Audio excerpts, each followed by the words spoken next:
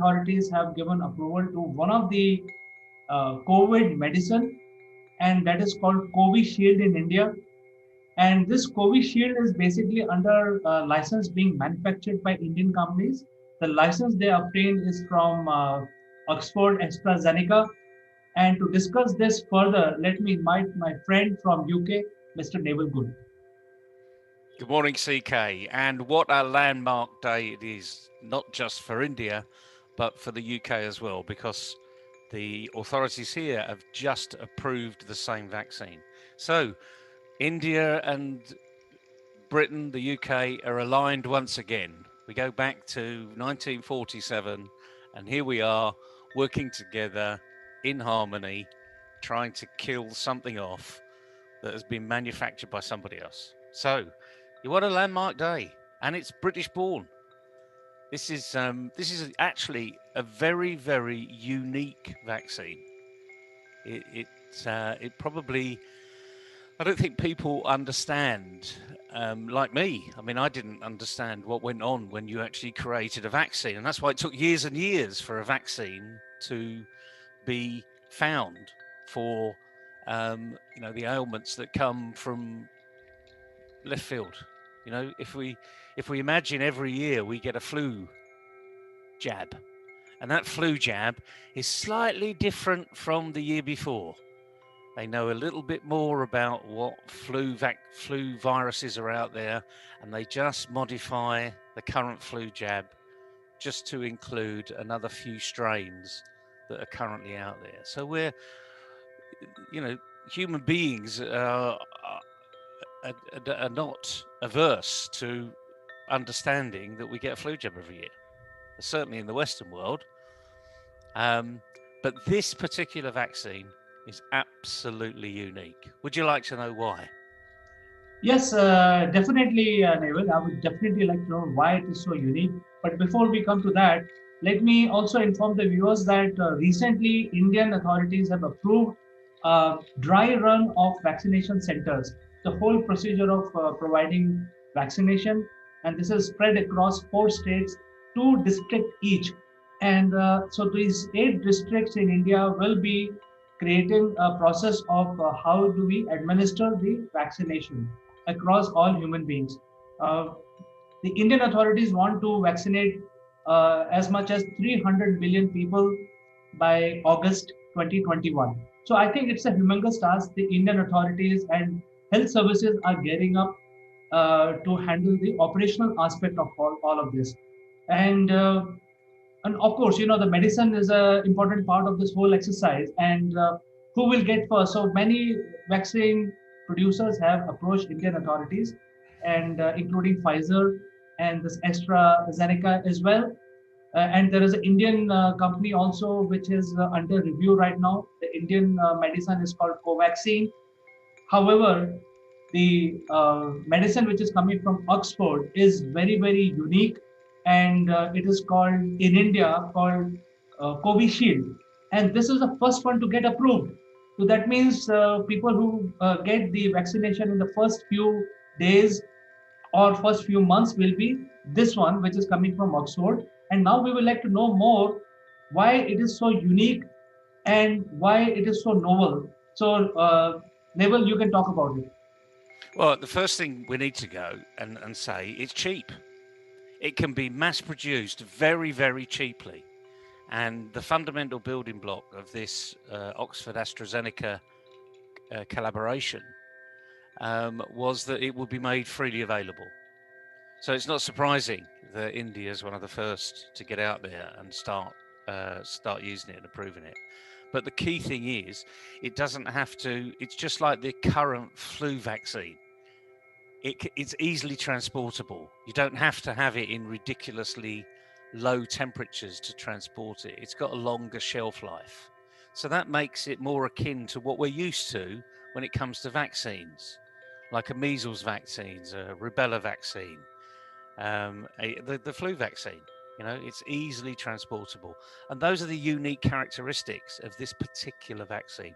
But we need to go further. We need to go back and understand not just why this has been developed so quickly, because it is very different to the way others have been developed.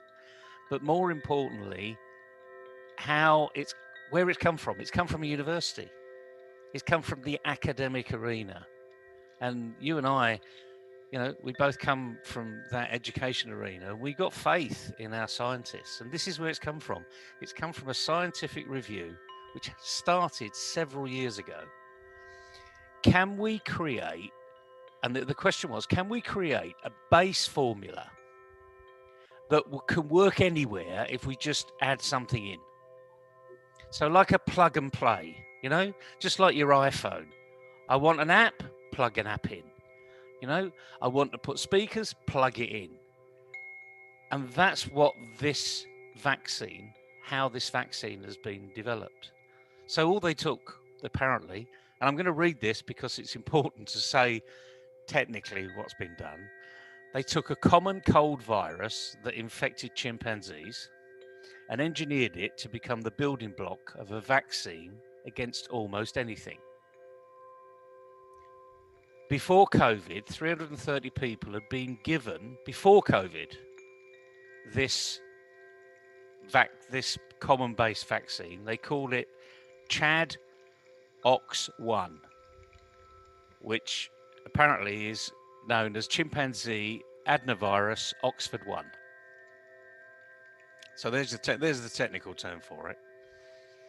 But they've been given it for diseases ranging from flu to Zika virus, prostate cancer, and to tropical diseases such as chikungunya, I think. Yes, you, chicken. you, you chikungunya, all right? So this is an all-encompassing vaccine. And I suppose, and that's why it's different from everybody else, because the vaccines that we create typically come from poor strains of the virus itself, or weakened strains, or even killed out virus. And that's why it takes so long, and that's why you've got to spend millions of dollars producing the vaccine. But this is very different. It actually takes a genetic footprint and plugs in a strain. So this is why this is not just unique in its design, but it could be unique in fighting lots of other things. So perhaps the next coronavirus that comes down the pike can actually be, the vaccine can be found much quicker. And remember, this is very cheap. This is low cost, which appeals to everybody. So it's easy to distribute. We'll talk about the distribution piece because you mentioned something that's incredibly important. It's okay having something, but if you can't distribute it, it just sits on the shelves. And that's a message actually for our entrepreneurs out there. Once you've developed it, get it out there, distribute it. Otherwise, people aren't going to hear about it. But anyway, back to this vaccine. It is really a landmark. This is a global impact as far as we can see. I don't think people are shouting from the hills as much as they should be shouting. I think all of the Oxford dons that have been involved in this are probably just so tired that eventually all of their hard work has been approved. And now we can get some sort of sense of normality back to the world. The other thing is, by the way, is that it can take longer in between doses. So that means whatever storage you've got today, that can be quickly implemented to a large population, the full population of the amount you've stored, because your reproduction rate is quite quick, but your implementation date is quite long. So in other words, I can, if I've got 4 million doses, apparently that we've got in the UK today, I can inject 4 million people, not 2 million, and then with a second 2 million. I can inject 4 million people, knowing that the manufacturing process is very quick, very cheap, easily repeatable. And by the time the first of those 4 million need to be re-injected with a second dose, I've got more than enough in storage to be able to completely make people immune or give them the best chance of being immune to this particularly nasty virus. So there's so many really good moving parts here, and entrepreneurs actually need to look at this, because this is this is a process. This is a success case that if you look at the components, you can really get a feel for what you should be doing and being ahead of the game. Right, Naval. So, since we are discussing about the AstraZeneca, have you heard anything coming in the media or any such report in the UK where it is publicized that any side effects are there or any warnings associated with this vaccine? There, like anything else, there are always side effects to anything, paracetamols and any antibiotic, etc., etc. And the thing is, this has been tested to a level where the side effects are understood.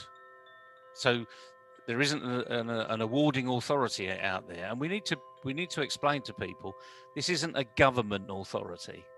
This is an independent awarding authority. So it's their reputation that's at stake here, and they're not going to rush something through just because it's going to be the benefit of some particular government or another. So this is an independent body of of incredibly experienced scientists that have gone through all the data, all the research that's been done and presented, probably asked for more, um, and in those circumstances, we've heard of. Before I talk a little bit about side effects, we've heard of this particular vaccine had some unusual impacts. So accidentally, when people were being tested with this vaccine, some people only got half a dose at the beginning,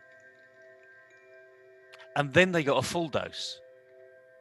And interestingly enough, the results from those people, and there weren't many, there were only a few, because it was realised that they'd only been given half a dose, so everyone else got the full dose. So, but they thought, well, we've done this, so we'll just monitor it. And it was only a few people, but they got half a dose and a full dose. They were better prepared, better vaccinated than the two full doses. So this is where they got higher than 95% efficacy. Today, they don't understand why. And unfortunately, because of the small sample, they couldn't, the awarding authority would not approve the half followed by full. The only thing that's been approved so far is full followed by full. But hopefully, there's more testing going on as we speak that are completing that original mistake into a full-blown test of half a dose followed by a full dose, just to test whether or not this was an aberration or it's a far better route forward to have a half dose than a full dose.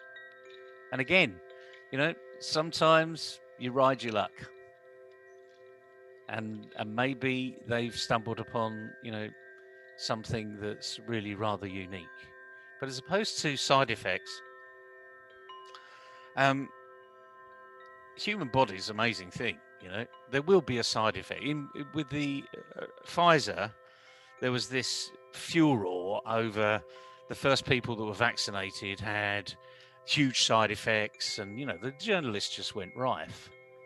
And the reality was, when they traced it all back down, it was a couple of people that happened to be medical professionals that had a slight inflammation, as you do sometimes. When you have an injection, sometimes it's fine, and on occasions you get a slight inflammation.